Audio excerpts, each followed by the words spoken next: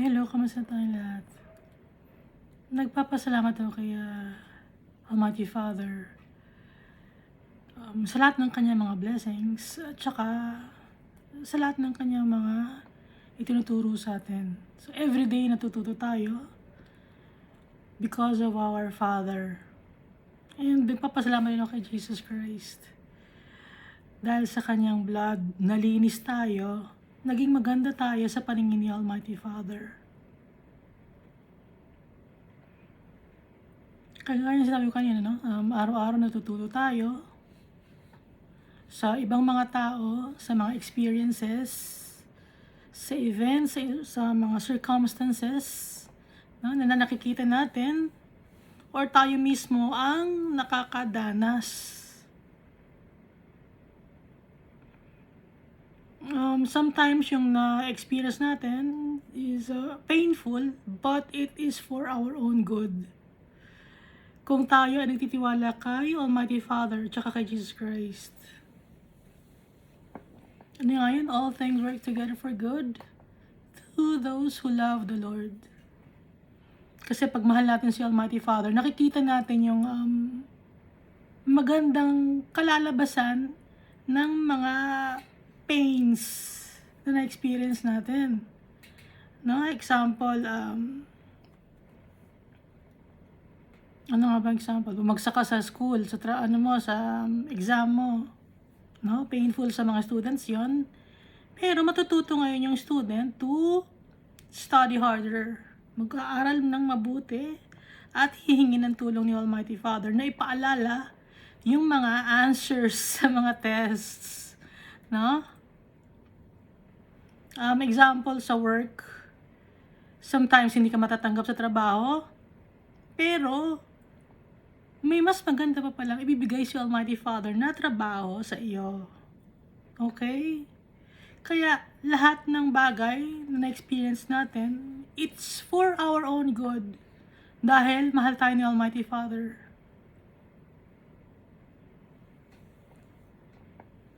Last time, no, natapos natin yung book of Ezekiel na isang prophetic book. Gaya ng Book of Daniel, prophetic book din yun, tsaka yung Book of Revelation. At naiintindihan na natin yung Book of Ezekiel, kung ano ang ibig sabihin. Kasi dati hindi ko naiintindihan. Sabay-sabay tayo natututo. Hindi lang kayo, kung natututo man kayo, na ako rin natututo din ako. Mas lalo na ako.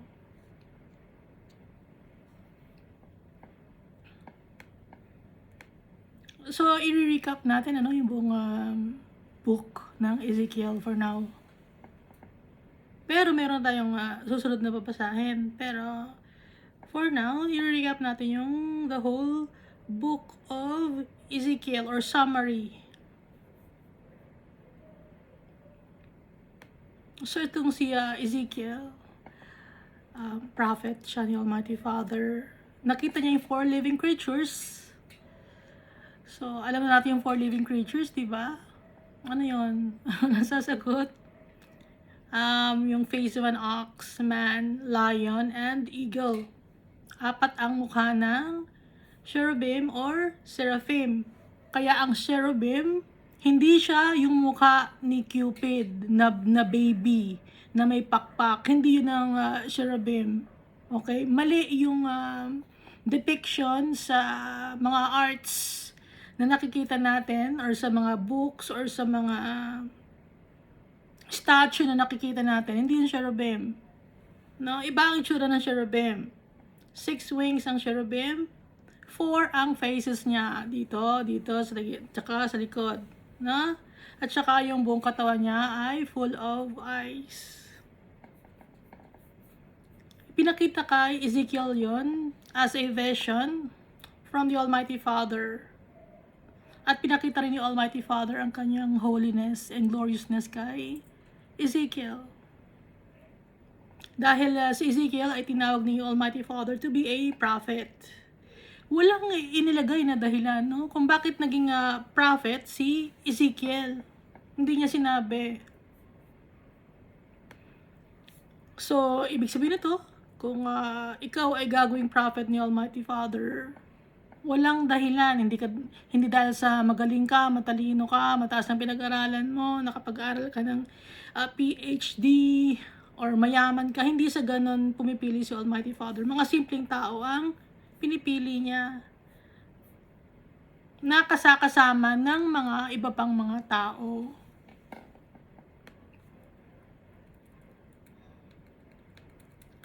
Kaya inutusan ni Almighty Father si Ezekiel to eat the scroll. Ano yung scroll na to? Yung salita ng Diyos, lahat ng i-feed or lahat ng i-relay ni Almighty Father. Kay Ezekiel, siya ang magsasalita sa mga tao, at ang gagawin ni Almighty Father, tatanggalin ni Almighty Father yung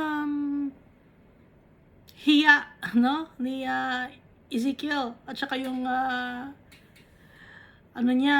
kung matatakot man siya, tatanggalin ni Almighty Father yung kanyang takot.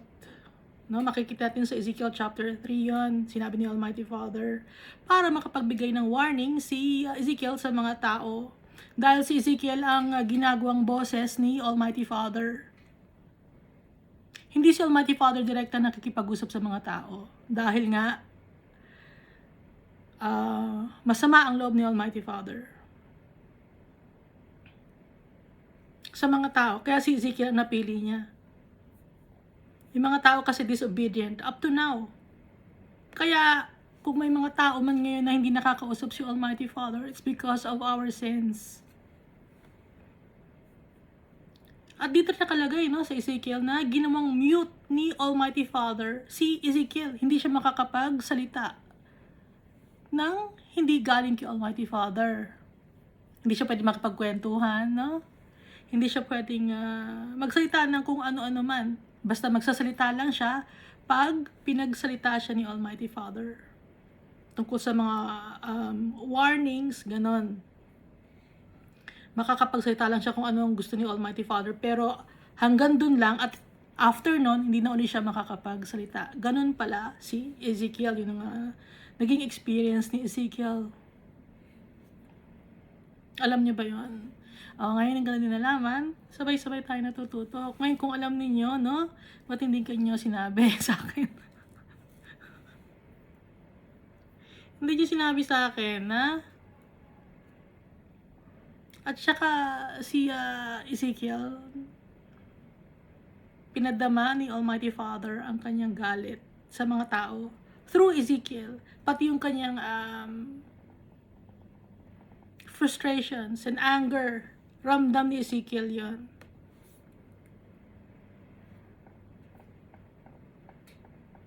Kaya pinapasabi ni Almighty Father kay Ezekiel na magkakaroon ng taggutom or yung mga blessings, magkakaroon ng scarcity, no? Magkakaroon ng famine and pestilence. Ma-experience ng mga tao taggutom tsaka mga peste. Ano ba yung mga peste? Mga sakit yon. Ha?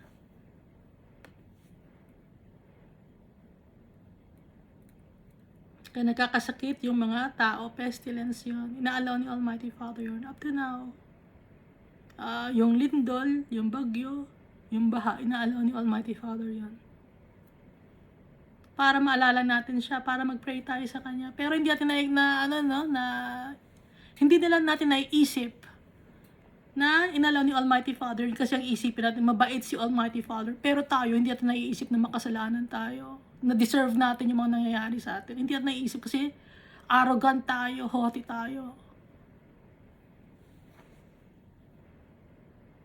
Very boastful tayo. Kaya hindi natin naiisip na nagagalit si Almighty Father sa atin. Dahil tayo, puro pansarili lang natin ang iniisip natin. Hindi natin naiisip yung tatay natin, yung kanyang feelings. May pakiramdam si Almighty Father. Kaya nga siya marunong magmahal, kaya nga sa kanya galing ang pagmamahal, di ba? Kay Almighty Father yun. As si Almighty Father, He's a jealous God. Kasi mas pinipili natin yung mga bagay na hindi importante kaysa sa Kanya. Mas inuuna natin yung mga sarili natin, inuuna natin yung pera, inuuna natin yung ibang mga ginagawa nating Diyos. Kaya kinakalimutan natin yung totoong Diyos. Sino yung totoong Diyos? Si Almighty Father. Yun ang kinakalimutan natin. Kaya nagagalit si Almighty Father sa atin. Ina-allow niya yung mga disaster na ma-experience natin.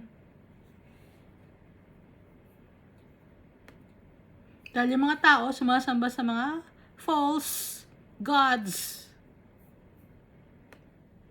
Sinasamba dito sa Ezekiel si Tammuz. Na hanggang ngayon nag-exist pa rin itong pagsamba kay Tammuz.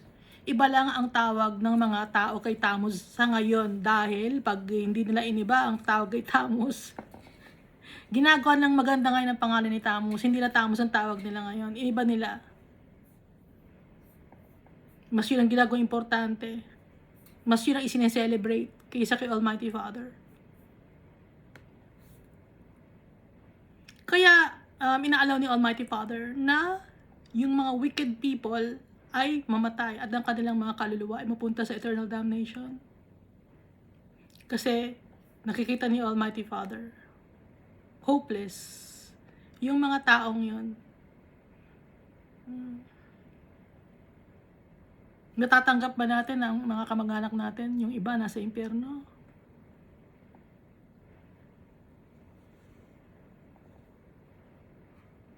Tandaan natin na lahat tayo ay makasalanan. Yung kaluluwa natin, bound to hell lagi. Pero, masisave tayo by trusting Jesus. Para hindi tayo mapunta sa impyerno.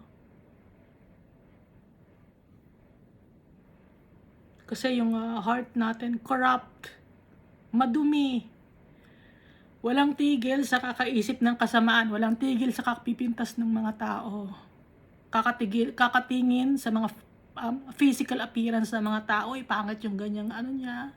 Pangit yung damit niya. Pangit yung itsura niya. Medyo makirat siya. Pangu siya, no?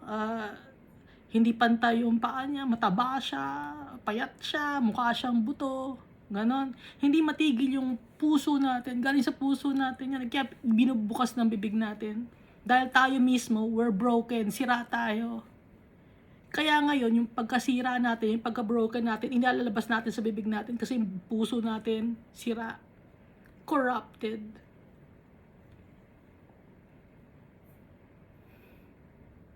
Paano matitigil yung pagsasalita natin ng masama tungkol sa tao? Ibibigay natin kay Almighty Father. I-surrender natin yung buhay natin sa Kanya. I-surrender natin lahat. Lord, sorry Lord. Nagsasalita ako ng mga masasama. Nag-iisip ako ng masasama sa mga tao. Kasi ang tao, no, feeling niya magaling na siya, matalino na siya eh. Tanggalin natin sa isip natin. Dahil hindi tayo magaling. Hindi tayo matalino.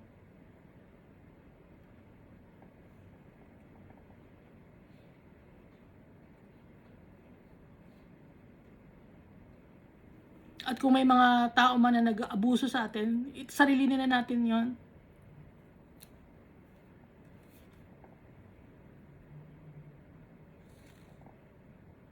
At ibibigay natin kay Almighty Father, Lord, sinaktan ako, Lord, hindi ko alam kung anong gagawin ko rito, pero ino-offer ko sa iyo ang pain na to, Almighty Father. Yung abuse na naranasan ko, verbally, physically, emotionally, sexually, yung abuse na naramdaman ko, Almighty Father, I'm giving it all to you. Kasi hindi ko alam kung anong gagawin ko dito. I'm helpless ako, Almighty Father. Wala akong kayang gawin. Puro laging pagpapakumbaba kay Almighty Father. Para malaman ni Almighty Father na kailangan natin siya. Kasi gusto ni Almighty Father, kinakailangan natin siya eh. Kaya nga diba dito sa Book of Ezekiel, so that they will know that I am the Lord. Para malaman nila yung power ko, na ako ang gumawa sa kanila, ako ang powerful. Ngayon, tayo ngayon, kinukuha natin yun eh. Parang mahina yata, parang nahihinaan tayo sa Diyos natin, kaya kinukuha natin lahat ng control. Wala sa atin ang control na kay Almighty Father.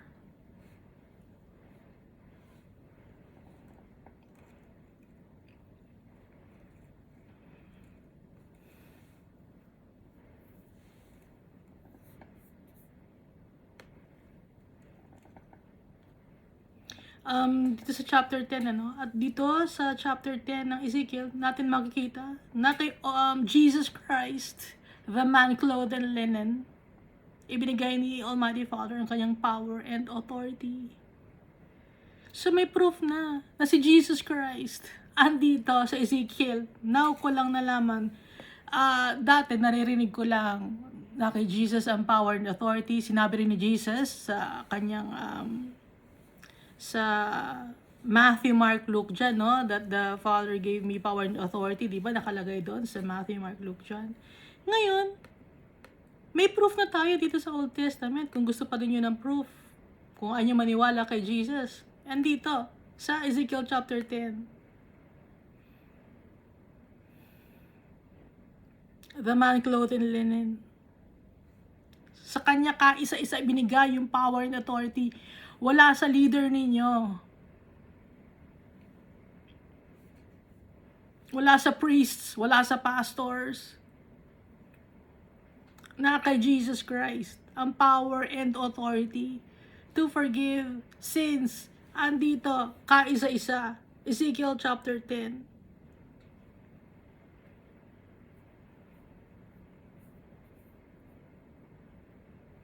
At yung kingdom ni Jesus Christ, it will never end. Kasi mahal na mahal ni Almighty Father si Jesus Christ. Napaka-humble ni Jesus Christ and submissive to our Father.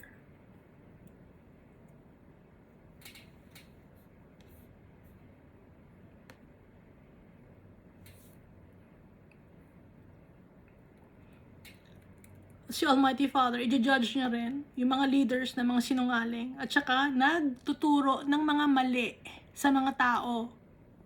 Yung mga leaders, pastors, or priests na nagtuturo ng mali. Ministers na nagtuturo ng mali sa mga tao. I-judge ni Almighty Father. Yes, God is a loving God. Pero kailangan niya ng justice. Dahil maraming mga napupunta sa impyerno. Dahil blind leading the blind.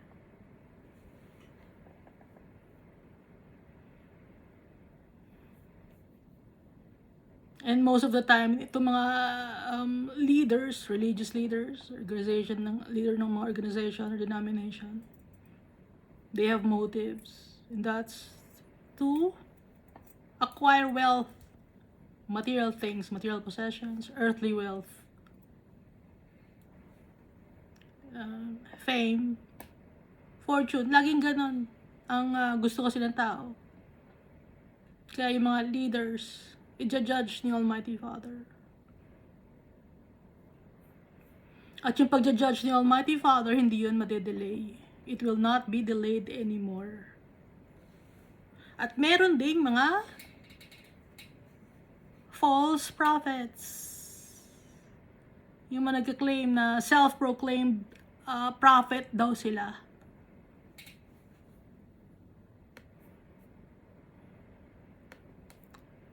Prophet daw sila ng Almighty Father. Lagi na raw sila nakakapunta ng langit. O napanood ko sa nakakapunta na raw lagi ng langit. Pabalik-balik daw siya.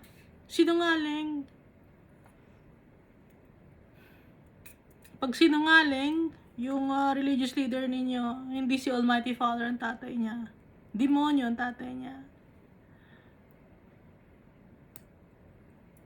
Ginagamit ang pangalan ni Almighty Father para mailigaw ang mga tao. Para i-direct or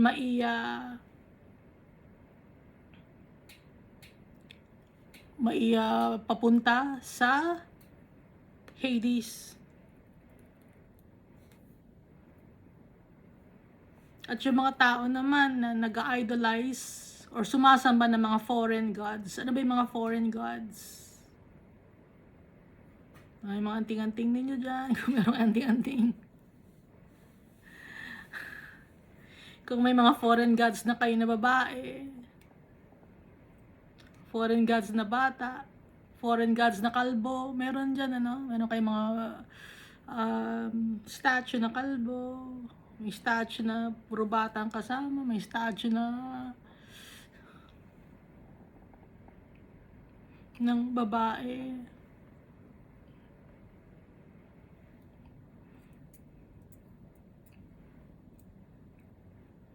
Statue ng angel. Sinasamba ninyo. Sabi nyo, hindi namin sinasamba yun eh. Eh bakit ang tawag sa inyo devotee kung hindi nyo sinasamba? Devoted kayo.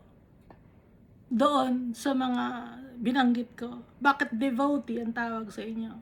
Devotee ako niyan.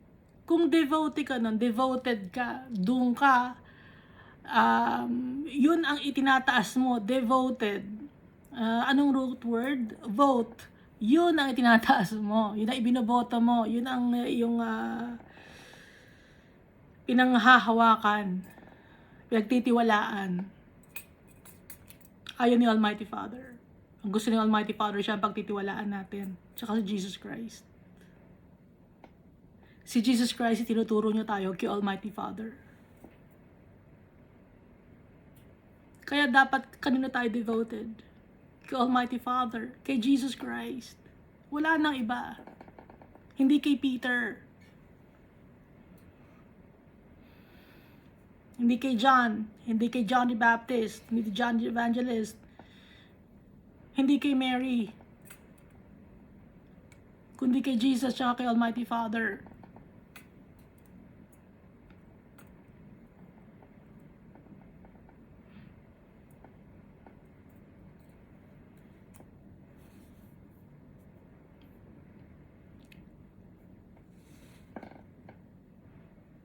God detests idolatry. Galit na galit siya. Simula pa doon, una naman, di ba? Alam nyo naman yun, di ba? Una pa lang nasa Old Testament, una pa lang, alam naman ninyo, hindi nyo ba nababasa, pero matigas ang ulo ng tao. Bakit? Inuuna natin ang sarili natin, yung mga tradition natin. No?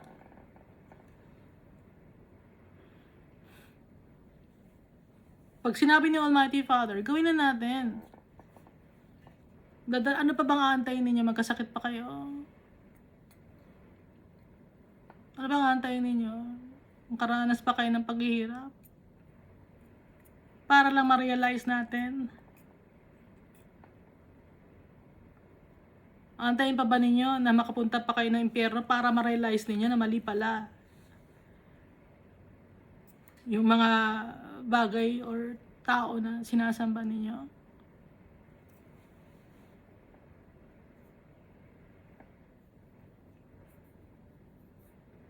Pati ng pera, no? Hindi sabihin mo, hindi atheist ako, wala akong sinasamba. Kung wala kang sinasamba, atheist ka, sinasamba mo sarili mo. Sarili mong isip.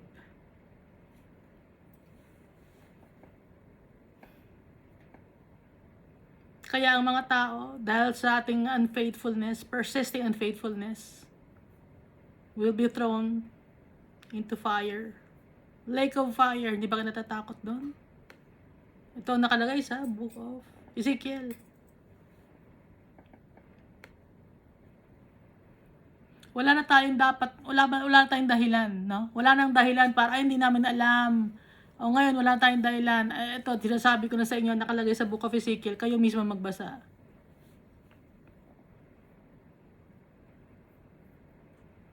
Dito sa Ezekiel chapter 13, pinapaalala ni Almighty Father yung pagmamahal niya sa mga tao, binibless niya, binigyan niya ng pagkain, lahat-lahat na. Kinaawaan niya. Binigyan niya lahat ng mga resources. Pero ano ang ipinalit natin? Binaliwala natin yung goodness and mercy of our Father. Ano ang pinalit natin? Paggawa ng kasalanan at sumamba sa ibang mga Diyos. Kasi, alam natin na pag ibang Diyos ang sasambahin, ay pag sa ibang Diyos ako sasamba, okay lang na masama ang ginagawa ko. Di ba ganon? Ha? Kasi kay Almighty Father, may mga hindi mo pwedeng lapitan si Almighty Father pag sinungaling ka. Ngayon ay sinungaling ka, teka na, kapag sinungaling ako sa ibang Diyos ako sasamba, baka sakaling tanggap ako dito ng Diyos na to eh.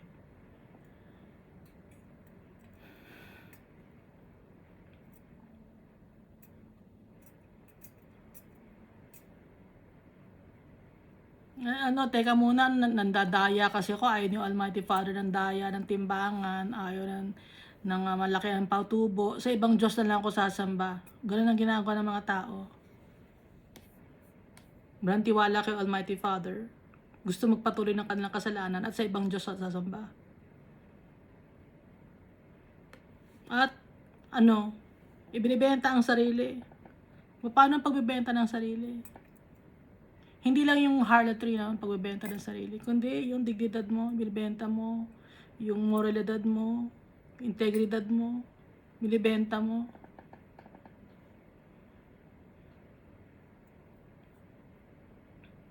Yung uutusan ka magsinungaling, babayaran kita basta magsinungaling ka lang. Yun, pagbebenta na ng integridad yun. That's harlotry also. Hindi, mang-scam ka ng tao. Bibigyan kita ng pera, hati-hati tayo. Harlotry din yun. Ha?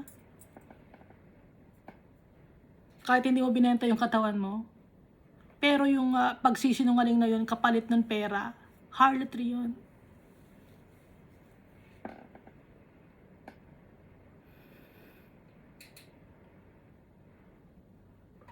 Laging may kapalit. Laging may kapalit.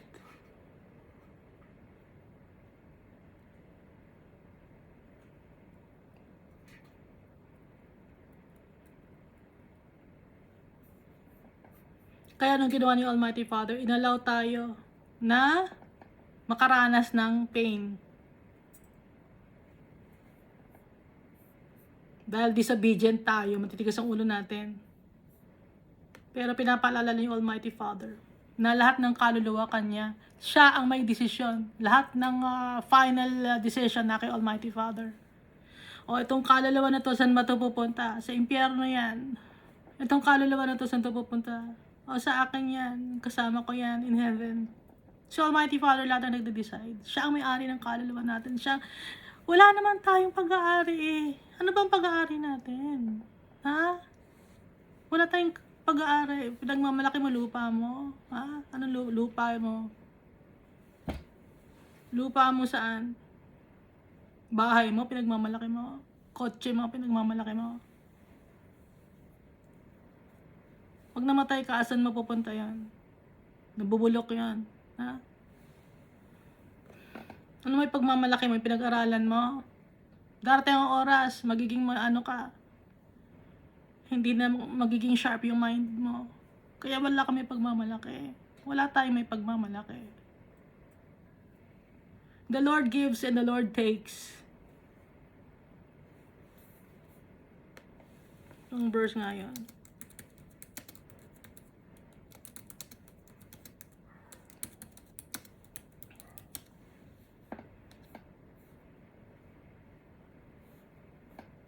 Job chapter 1 verse 21.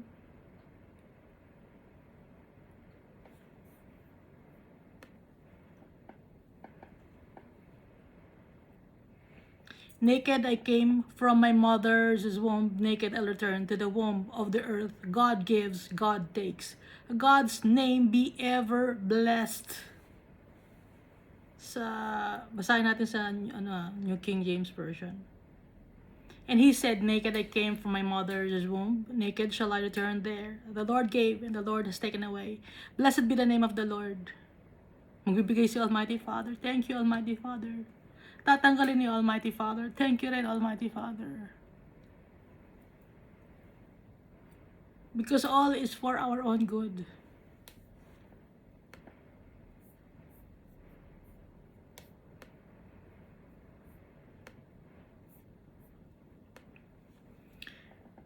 Yung mundo na to, corrupted.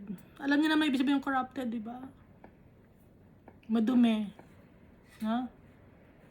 So, wala sa atin ang worthy in the eyes of our Father. Lahat tayo masasama, madumi, nakalublob sa putik.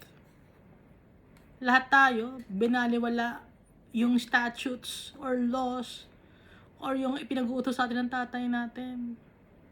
Naging wicked tayo and proud. Proud pa tayo sa ginagawa natin. Proud ako, flag. I'm proud to be a member of this gender. Dalawa lang ang gender na ginawa ni Almighty Father. Wala na iba pa maliban doon. Gender was created for us to multiply and not for anything else. Hindi yun for pleasure. Mayroon reason yun kung ba't ginawa ni Almighty Father. And then in heaven, wala nang gender. Dahil we were like angels na in heaven. Kasi hindi na tayo kailangan mag-multiply doon. Kaya magiging magkakapatid tayo in heaven.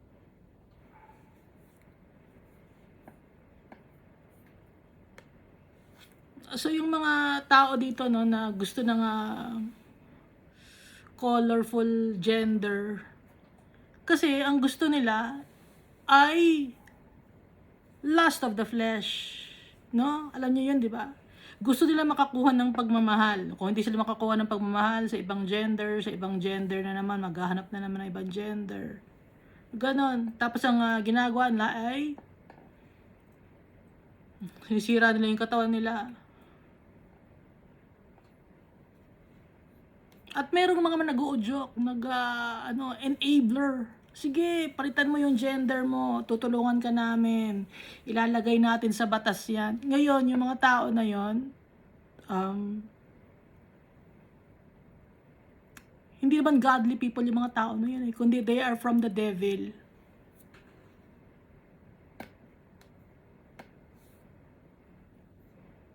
Kaya pinagutos ni Almighty Father kay Ezekiel na sabihin sa mga tao ang kanyang galit. Para maging maayos sila. Dahil patuloy din nagkakasala ang mga tao na parang mga basura na sobrang dumi. Parang mga basura ang ugali natin, tayo mismo, pagkatao natin. Lalo na yung mga leaders hindi rin naniniwala at hindi rin sumusunod kay Almighty Father. Binabastos ang pangalan ni Almighty Father. Lahat tayo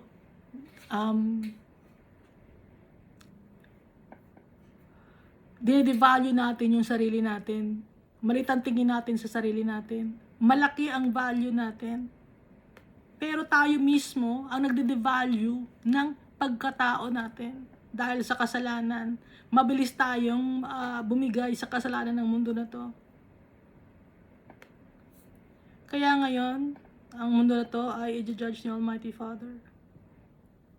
Hinahayaan niya tayo mag-suffer, magkaroon ng trials and tribulations dito sa testing site na to, dito sa mundo na to, para magkaalaman, para ma-realize natin na powerless tayo at nang sa ganun bumalik tayo sa ating tatay. Dito sa Ezekiel chapter 24, naranasan ni Ezekiel yung sobrang pain nung nawala yung kanyang wife. Na sinabi ni Almighty Father na kukunin ni Almighty Father ang kasiyahan ni Ezekiel, yun yung kanyang wife. Pero si Ezekiel hindi siya pwedeng mag-grieve, sabi ni Almighty Father. Hindi ka pwedeng mag-grieve, hindi ka pwedeng maging malungkot, hindi ka pwedeng magluksa. Kaya si Ezekiel, hindi siya makapagsalita, no? Hindi niya mailabas kung ano yung nasa puso niya. Kaya nag-grieve siya silently. Ipinaramdam ni Almighty Father kay Ezekiel yung pain, yung sorrow.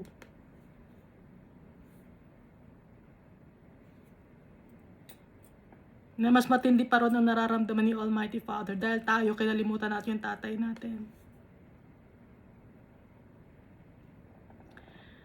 At may mga tao naman na pag pinaparusahan yung kanilang mga kapatid, sila naman ay nagre-rejoice. Natutuwa sila, buti naman, ano yan, naghihirap na yan, buti na yan, kinarma na yan, buti na yan, wala na makain. Buti nga sa kanya, maganda yan, tama lang sa kanya yan. May mga ganong klaseng tao.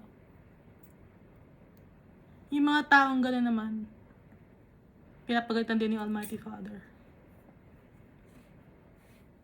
Hindi natutuwa si Almighty Father. Imbis na makisimpatiya yung mga tao na yon, nagre-rejoice pa at minamock yung mga tao na tinuturuan ni Almighty Father ng tama, na maging maayos. Paparusahan ni Almighty Father yung mga tao na yon, na nakakaranas na nga ng sorrow. Yung ibang mga tao, tinatadyakan pa. Alam niyo ba yon? May mga ganong klaseng tao eh. Lugmok na yung tao sa kanyang experience. Sobrang ano na niya. Sobrang, hindi lang depressed eh. Sobrang ano na siya, yung sadness. Pero yung ibang mga tao, tinatakan pa siya, tinatapakan, tinatadyakan pa, sinisiraan pa lalo. Buti nga sa kanya, yun, yung mga taong ganon na natutuwa sa pag may mga taong naghihirap or nakakaranas ng pain, yung mga taong nagre-rejoice na yun, papagalitan ni Almighty Father yun.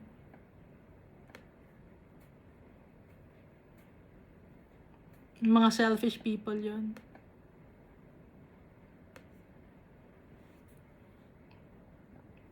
Tuturuan din ni Almighty Father ng leksyon ang mga tao na yun.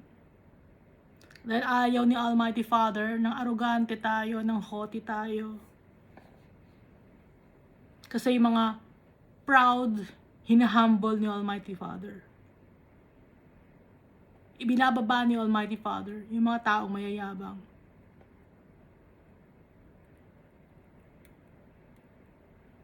Ngayon dito sa chapter 29, yung Pharaoh of Egypt. Ito yung si Lucifer. Yung King of Tyre, no? Yung King of Tyre, tao yon na pinamumugaran ng evil spirit. Wala sa kanya yung kabutihan, yung King of Tyre. Tao yun. Puro kadumihan ang kanyang nasa isip, ang magkalat ng kasamaan sa mundo. Tao yun. Tayo yun. Kunyari tayo naghahari-harian dito sa mundo. No? Yayabang natin kasi. Dito sa chapter 29, yung Pharaoh of Egypt, yung Egypt, no, symbolizes kasalanan.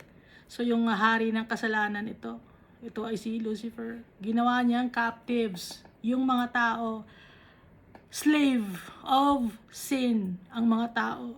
Kaya naging makasalanan ng mga tao and they disobeyed the Almighty Father because tinitrick tayo ni Satan. Niloloko niya tayo, nililigaw niya tayo.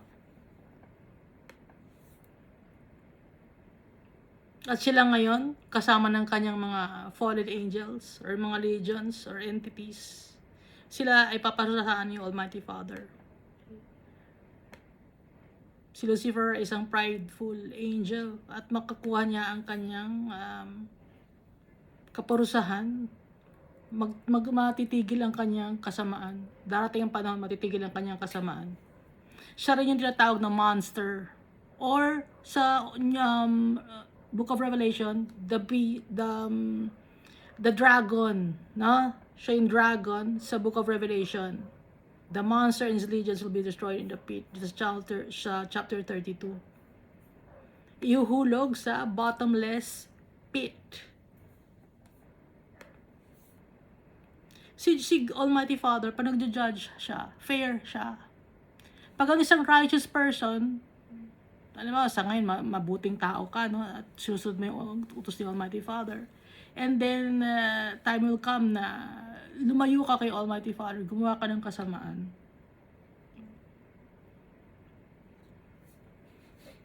at hindi ka bumalik kay Almighty Father, lahat ng mga bagay na nagawa mong kabutihan, nabubura yon, nawawala yon.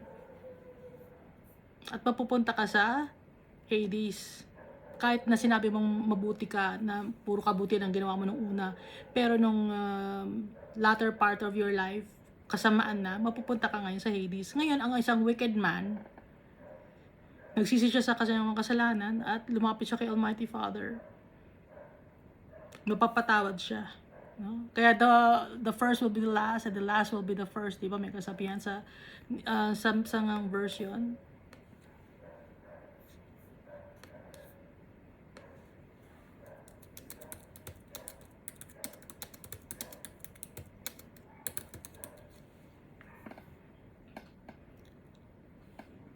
Sa Matthew chapter 20 verse 16, sabi ni Jesus,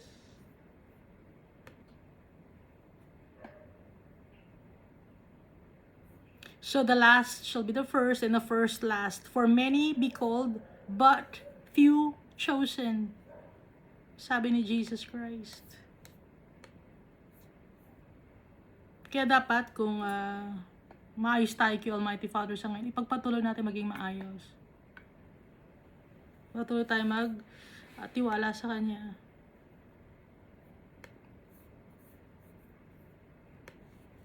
At pagsasabihan din dito ni Almighty Father sa Ezekiel, yung mga shepherd, mga pastor, mga leader, no?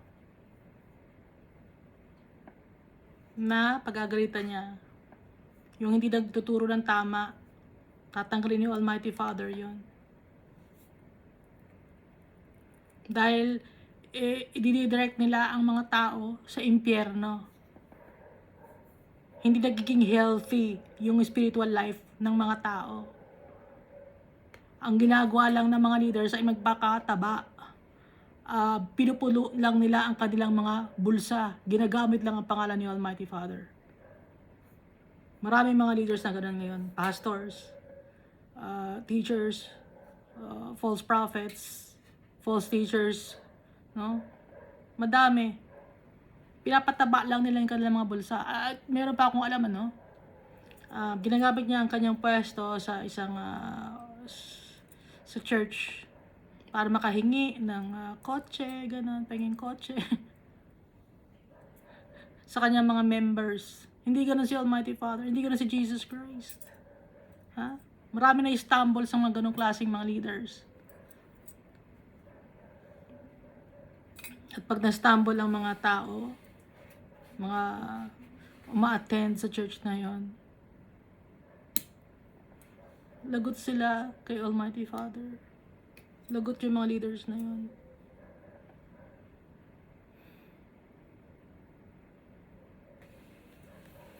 Sa chapter 35 naman, yung monster, no? Yung dragon.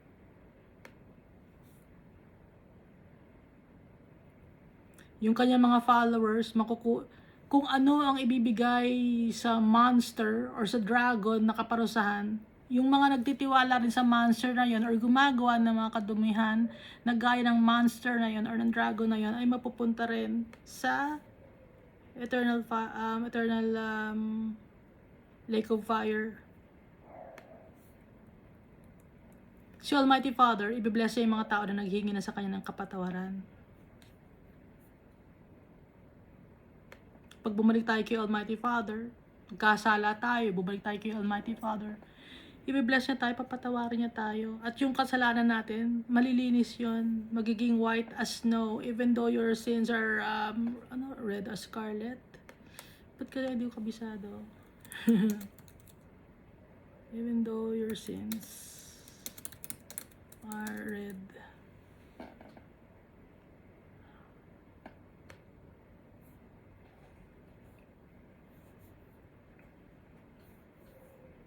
Isaiah chapter 1 verse 18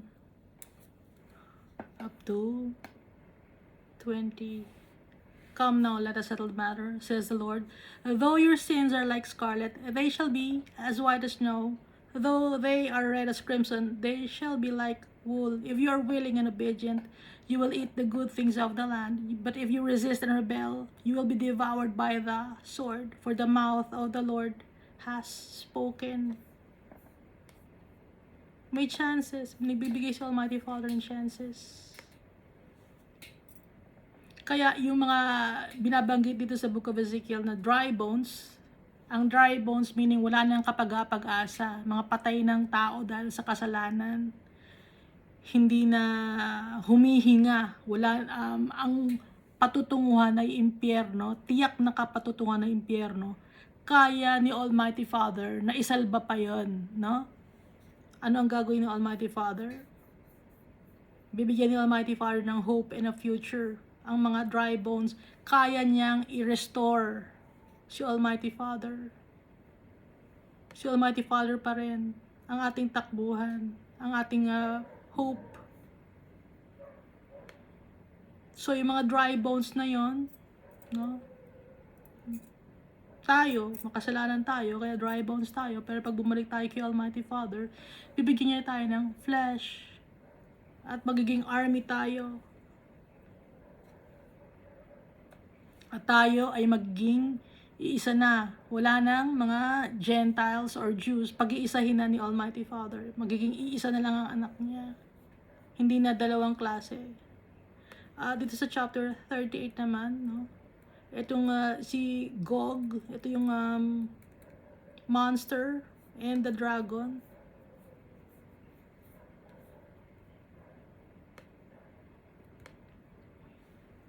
So, after 1,000 years, papakawalan si Satan. Ito yung si Gog and Gog of Magog, land of Magog. Makikipag-wage siya ng war with the saints. Hindi niya alam na lilituhin siya ni Almighty Father. And the Almighty Father will destroy the monster. At masusunog sila for all eternity sa impyerno. At ngayon, tayo, as followers of Christ, mag-celebrate tayo ngayon dahil wala na tayong kalaban. There is no more enemy. Ang enemy natin ay si Satan. Siya yung lagi nag-a-accuse sa atin eh. Na, bakit masasama yung mga anak mo eh? Bakit mo mahal yung mga yan? Lagi tayong ina-accuse ni Satan. Alam niya ba yan? Kay Almighty Father.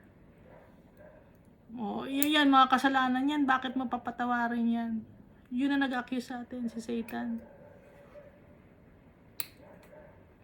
Siya ang ating kalaban. Akala ng ibang mga tao na pag sinamba nila si Satanas, kampi na nila. Sinungaling nga si Satanas eh. Pero naniniwala sila. Kaya mawawala na si Satanas. At magkakaroon na new city, a new temple na ibibigay sa atin ni Almighty Father. Pinapagawa siya. Na city for us.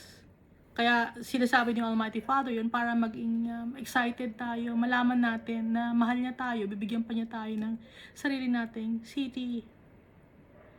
So, itong binabanggit na city dito, yung pagkaka-describe dito, wala pa si Jesus Christ, hindi pa siya pinapanganak, kaya iba pa yung itsura ng city dito, no? Na meron pang mga chambers for sacrifices, for burnt offerings.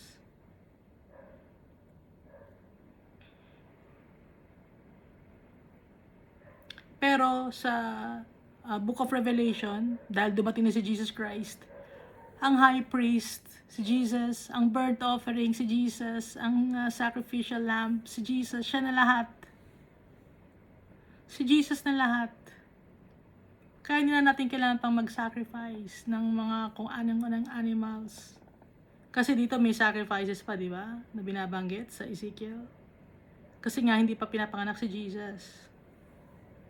Pero nag-promise na si Almighty Father na ipapadala si Jesus. Kaya nga binigyan niya ng kaya nga 'di ba binigay niya kay Jesus ang power and authority.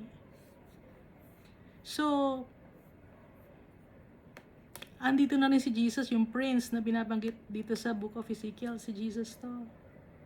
At sa Book of Revelation, siya na yung maghahari. Si Jesus Christ. Dahil ipinanganak na siya at naging redeemer natin siya. Hindi siya nagkasala kahit minsan na nandito siya sa lupa. Sinunod niya si Almighty Father. Siya yung umako lahat ng kasalanan na dapat na tayo ang makaka-experience. Tayo dapat ang naipako sa cross. Tayo dapat ang pinapalo ng latigo. Tayo dapat yung sinampal, yung dinuraan, yung sinuntok, tinadyakan. Tayo dapat yun eh. Pero inako na lahat ni Jesus Christ para sa atin. Dahil mahal niya tayo, ano na lang ang gagawin natin? Ang gagawin natin, magtiwala kay Jesus Christ. Magtiwala sa tatay natin. Pinadali na ni Almighty Father. Pinadali na ni Jesus Christ. At dahil yun sa pagmamahal.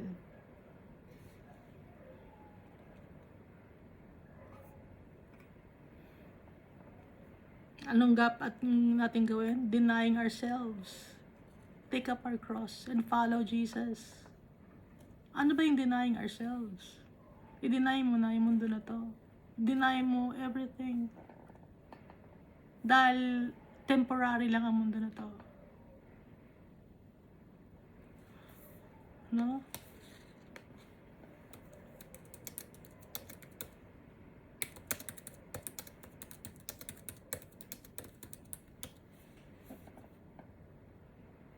Dito sa Revelation chapter 12, verse 11.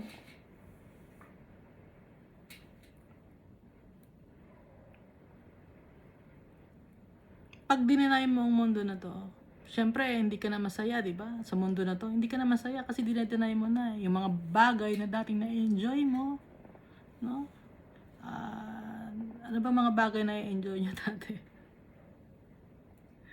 Yung mga bagay na hindi maka-Diyos na na-enjoy nyo, manira ng tao, manismis, na-enjoy nyo yung ba yun?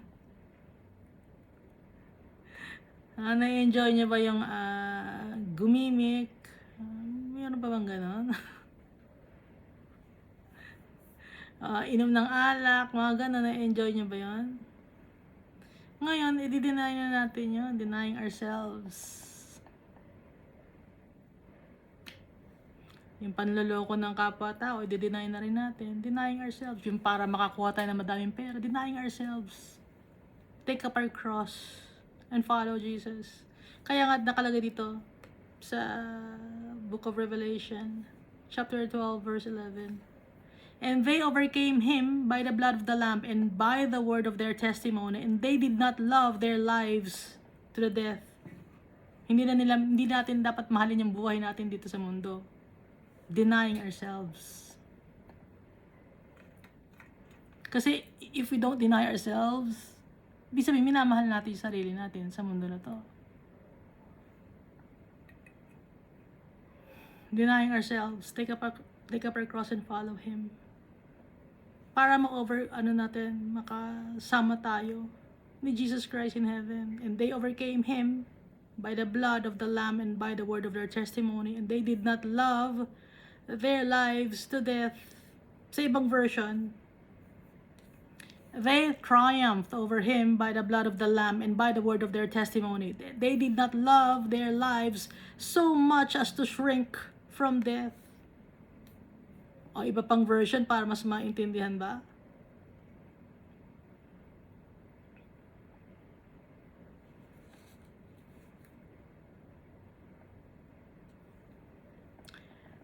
They have conquered him by the blood of the Lamb and by the word of their testimony. Even the face of death, they did not cling to life.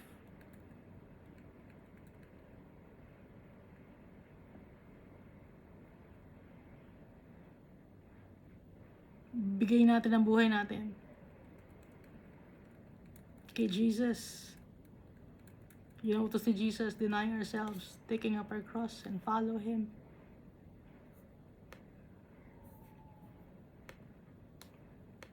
At um, sa New Jerusalem, no? Dito sa Book of Revelation, ang tawag ng city ay New Jerusalem. Dito naman sa Book of Ezekiel, dahil nga hindi pa dumarating si Jesus Christ, iba naman ang name, yung city. The city is called The Lord is There. Pero same na may healing waters or river of life at saka trees of life. So, ang naiba lang, dumating si Jesus sa Book of Revelation, na iba yung design. Okay? Na iba yung design ng city. Wala nang chambers for sacrifices and burnt offerings and grain offerings dahil lahat si Jesus na. At saka, nagkaroon ng foundation. 12 apostles, yung foundation ay nakapangalan sa 12 apostles. Pero yung gate, same lang, nakapangalan dito sa Old Testament, nakapangalan sa 12 tribes of Israel. Sa New Testament, nakapalagay din yung gate sa 12 tribes of Israel, except the name of Dan was removed and the name of Ephraim is not included also. So, ang ipinalit, ang name ni Manasseh.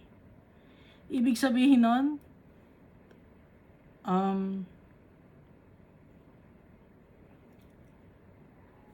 dati kang follower ni Christ, pero kung hindi ka susunod at patuloy ka magkakasala, matatanggal ang name mo, papalitan.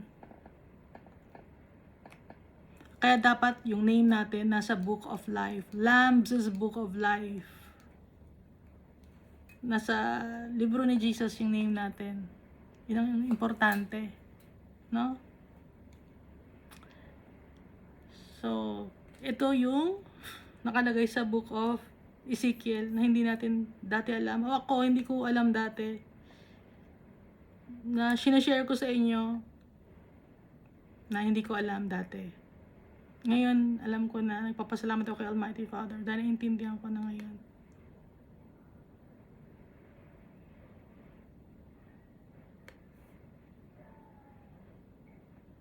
Natutuwa ako dahil naintindihan ko na ngayon.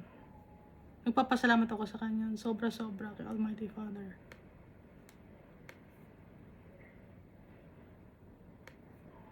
Dahil pag naiintindihan natin yung Kanyang salita, alam ni Almighty Father na hinahanap natin siya. Sinisik natin siya, yung will niya, yung puso niya sinisik natin, nakikilala natin siya ng lubusan.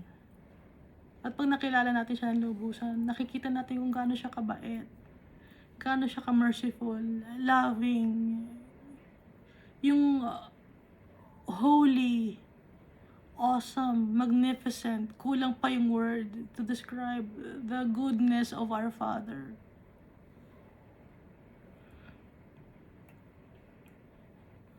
At saka, purihin natin lagi si Jesus Christ. Kasi yung isinashare niya sa atin, yung to rule with Him in heaven, isinashare niya. Hindi siya selfish. Kung yung mga tao dito sa lupa, no, hindi, ako lang ang hari, ako lang ang reyna, gano'n, di ba? Selfish yung mga tao. Pero si Jesus, the only begotten Son, sinashare niya sa atin. Sino ba tayo para i-share niya ni Jesus Christ ang pamumuno sa Kanyang eternal kingdom.